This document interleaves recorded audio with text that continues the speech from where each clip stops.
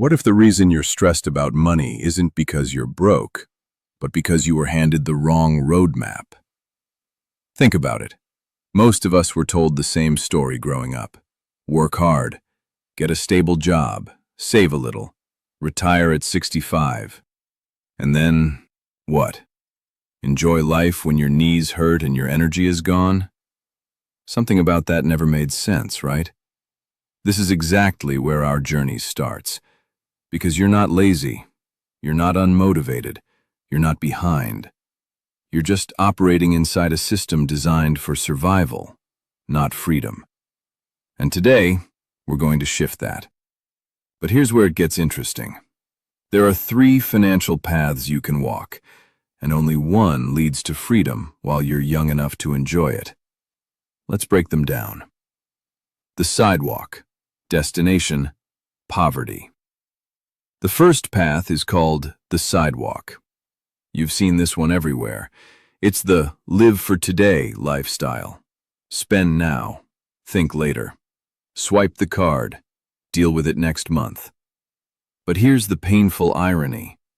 A sidewalker can make $30,000 a year or $300,000 a year, and somehow they end up in the same exact place, one emergency away from collapse. Why? Because on the sidewalk, money isn't a tool. It's entertainment. It's comfort. It's identity. Sidewalkers believe wealth is an event, a lottery win, a crypto moonshot, a miracle. Meanwhile, time passes, and nothing changes. Here's the twist. Sidewalkers don't fail overnight. They fail in slow motion. But wait, there's a more dangerous path than poverty. The slow lane. Destination, mediocrity. This is the most socially acceptable trap in existence. In fact, society celebrates it. School, job, retire, die. The slow lane sells one promise. If you sacrifice today, one day you'll be free. Sounds noble. Sounds responsible. Sounds adult. But look deeper. You're trading your youth, your healthiest, most energetic decades, for the possibility of freedom later. Not guaranteed, not protected, not even safe. The stock market can crash, companies can fold, inflation can eat your savings alive. But here's the part no one talks about. When you finally arrive at retirement, you've already lost the one thing money can't buy: time. And this is where DeMarco drops the hammer. Getting rich at 65 isn't the dream. It's wealth in a wheelchair. Kinda brutal. Kinda true. The slow lane is stability disguised as fulfillment. It gives you comfort, but it steals your potential. But here's where it gets real. There's a third path. The fast lane. Destination, freedom. The fast lane flips the script entirely. Instead of selling time for money, you create assets that make money without needing more of your time. You become a producer, not just a consumer. A builder, not just a worker. Fast lane wealth comes from a simple equation: net profit plus asset value. That's powerful because unlike a salary, an asset doesn't care if you're tired, sick, or asleep. It works in the background. Apps, brands, software, marketplaces, media, products, licensing, IP. But here's the part nobody told you in school. Wealth isn't about getting lucky. It's about building a system that scales. That's what separates the millionaire at 32 from the retiree at 72. And just when you think this is all hype, DeMarco drops the framework that makes it real. Before we dive into it, let me ask you something. Have you ever wondered why some people seem to build wealth naturally, while others grind for decades and never escape? Well, wait till you hear this. So here's the reveal. Most people don't fail because they lack ambition. They fail because they're following the wrong blueprint. And the blueprint of the fast lane is built on one idea: decouple your income from your time. If you have to be physically present for every dollar you earn, you don't have a business. You have a job wearing a fancy costume. But here's the important part. The fast lane isn't magic. It isn't passive, and it definitely isn't easy. It demands something schools never taught you: ownership. Ownership of your platform, ownership of your decisions, ownership of your time. That leads us to what DeMarco calls the 5 commandments of the fast lane, or CENTS. These 5 rules act like a filter. If your idea doesn't pass them, you're not driving, you're hitchhiking. Let's break them down. 1. Control. If you don't control the game, you don't control the outcome. If your income depends on YouTube's algorithm, Amazon's commissions, or your employer's quarterly budget, then you're not in business. You're borrowing someone else's. Control means owning the platform, not just participating in it. Think of Uber drivers versus Uber. Who controls the pricing? Who controls the infrastructure? Who controls the data? Exactly. Drivers hustle. Uber scales. 2. Entry. If anyone can do it overnight, then the opportunity is already saturated. People love easy businesses: blogs, drop shipping, day trading, motivational shirts. But here's the uncomfortable truth. If everyone can enter, everyone does enter. And when competition floods, profit flees. High barriers are good. They filter out the lazy and the impulsive, leaving room for those who commit. Ask yourself, would a lazy person stick with this? If the answer is yes, run. 3. Need. This one is non-negotiable. Money flows toward solutions. You don't get paid for being passionate. You get paid for removing someone's pain. Most people ask, what do I want to do? Fastlane thinkers ask, what problem can I solve? That one shift rewires everything. Pain is profit. Frustration is a clue. Annoyance is a business opportunity in disguise. Look around. Every product you love exists because someone refused to tolerate a problem. 4. Time. If it requires you every day, every hour, every moment, it's not scalable. Coaching is great. Freelancing is great. Art is great. But those are slow lane vehicles unless you evolve them into assets: courses, platforms, software, licensing, media products, systems. Time must eventually become irrelevant to income. If you need to physically clock in for the money to happen, you're capped forever. 5. Scale. Here's the part most people never consider. Can it reach 1,000 people? 10,000 people? 1 million people? A local bakery? Beloved but capped. A bakery franchise? Better. A frozen bakery brand in supermarkets? Scale. A bakery software that manages inventory for 10,000 bakeries? Massive scale. Scale is the difference between making a living and building wealth. But here's where it gets real. You don't need to be a genius to do this. You don't need to be a trust fund kid. You don't need permission. You just need to shift from consumption to production. Let me pause and ask you a question. How many hours did you spend consuming content this week? Now compare that to how many hours you spent creating something that could outlive the hour you spent on it. It's uncomfortable, isn't it? Here's the twist. Wealth is created in the hours that compound. Most people never get rich not because they lack intelligence, but because they never create anything the world can pay them for when they're not around. But we're just getting warmed up. In the next section, we'll break down the psychological traps that keep people stuck, even when they know better. Because knowing what to do and doing it are not the same thing. So let's confront the uncomfortable truth. Most people don't stay broke because they lack opportunity. They stay broke because they cling to a certain philosophy. I'll work hard now, and someday I'll be free. Someday, later, eventually. But eventually is not a plan. It's a sedation. This is the philosophy of the slow lane. Trade decades for the promise of freedom when your hair is gray and your knees hurt.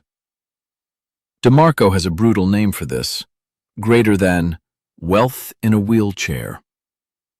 The idea sounds noble on paper. Get a degree, get a job, save 10%, wait 40 years, hope the stock market doesn't implode right before retirement. But here's the part nobody talks about. The slow lane requires blind faith in variables you do not control. You don't control interest rates. You don't control your employer. You don't control the market. You don't control global events.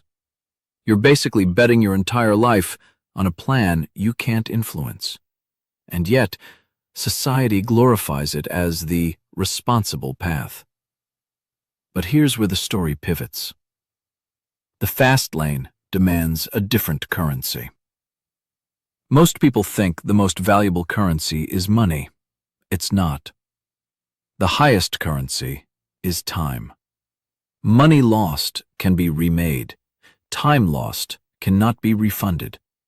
Time is non-renewable, non-refundable, and brutally finite. And here's the irony. Most people trade their most valuable currency, time, for the least valuable form of wealth, a salary. You sell hours, you get dollars. Then the hours disappear forever. But the dollars? They're already spoken for. Rent, bills, debt, groceries, a little entertainment to dull the pain. End of cycle, repeat next month. You don't escape by making a few extra dollars. You escape by divorcing your income from your hours. This is the one shift that changes the entire trajectory of your life. Stop selling time, start building assets. And here's the twist most never expect. Assets aren't always physical. A YouTube channel is an asset. A software product is an asset. A book is an asset. A brand is an asset. A marketplace is an asset. A licensing deal is an asset. An audience is an asset. Assets keep working even when you're not. Consumers buy assets. Producers build them. And here's where it gets interesting. The real villain of the story. If we're being honest, the biggest enemy isn't the government or the economy or capitalism or corporations. The biggest enemy is comfort. Comfort is seductive. Comfort whispers, relax, you can start tomorrow. Comfort convinces people to settle. Comfort convinces people to comply. Comfort convinces people to wait until the timing is perfect. Spoiler, there is no perfect time.